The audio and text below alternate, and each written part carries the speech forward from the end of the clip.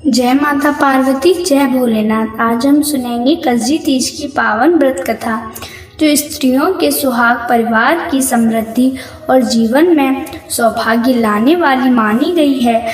आइए हम कजरी तीज की पौराणिक कथा सुनेंगे। बहुत समय पहले एक नगर में एक गरीब ब्राह्मण दंपति रहते थे।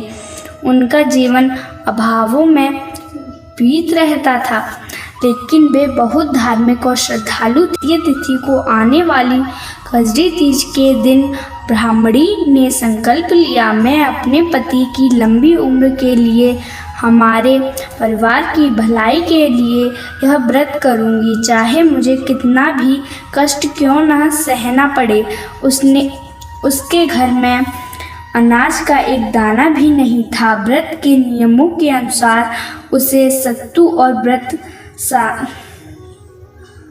साधन नहीं थे। ब्राह्मणी अपने मन में सोचने लगी, हे भोलेनाथ, मैं कैसे व्रत करूं, परंतु मैं हार नहीं मानूंगी। वह अपने पड़ोस के अमीर साहूकार के घर गई और विनम्रता से बोली, भैया, मुझे थोड़े से गेहूं और चने दे दो, मैं व्रत कर लूं, लौटा कर दे दूंगी। साहूकार की पत्नी का मन करुणा से भर आया, उसने अनाज दे दिया। ब्राह्मणी ने उस अनाज का सत्तू बनाया, पूजा की थाली सजाई और संध्या के समय पास के नीम के पेड़ के नीचे जाकर माता पार्वती और शिव जी की आराधना करने लगी। एक दिन जब ब्राह्मणी पूजा कर रही थी, तभी वहाँ पर अचानक एक साधु वहाँ आए। उन्होंने कहा, बेटी, मैं बहुत भूखा हूँ, मुझे कुछ खाने को दे दो। ब्राह्मणी ने बिना सोचे समझे अपना व्रत तोड़कर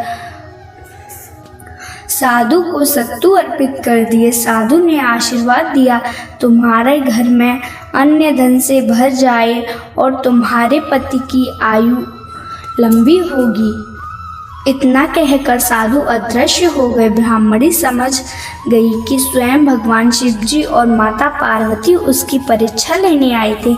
उस दिन से ब्राह्मणी के घर में कभी अन्न की कमी नहीं रही और उसका जीवन सुख शांति से भर गया।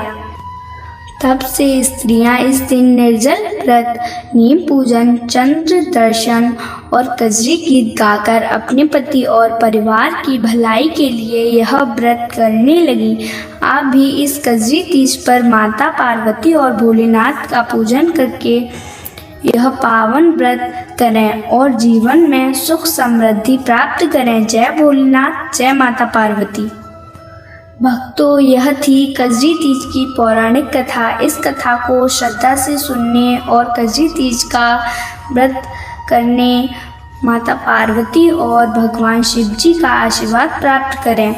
मैं श्रद्धा शर्मा आपसे विदा लेती हूँ। यह कथा प्रस्तुत की गई है लॉर्ड कृष्णा भक्ति ऑफिशियल यूट्यूब चैनल पर। इसके ऑनर हैं पंडित प्रदीप शर्मा जी।